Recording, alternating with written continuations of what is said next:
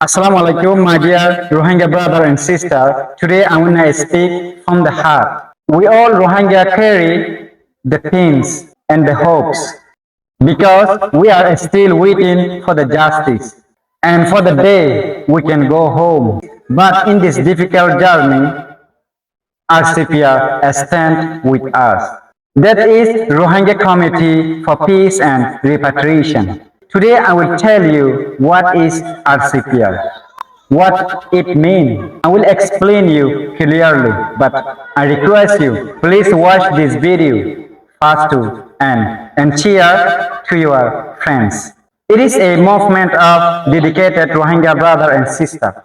RCPR is working tirelessly to help us understand what peace, unity, and dignified repatriation truly mean. RCPR is not only talking about repatriation, they are explaining what it really means, what we need to know, what we must demand, and how we should prepare.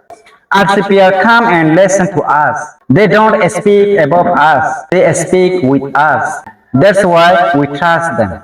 In meeting, in camp, day and night, RCPR is working hard, without pay and without fear, with only one goal: peace with justice, repatriation with dignity.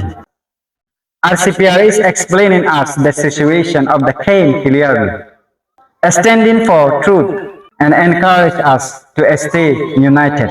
They are making sure that no one is left behind in the conversation about our future. Thank you, RCPR, for standing with the Rohingya community, for reminding us who we are, for building peace, not just in words, but in action. As we are Rohingya, we lost everything in our hand. But with unity, understanding, and voice like RCPR, we are slowly reclaiming something greater, our dignity. Thank you, RCPR, for lighting the path forward. We stand with you for peace, for truth, for home. Thank you so much.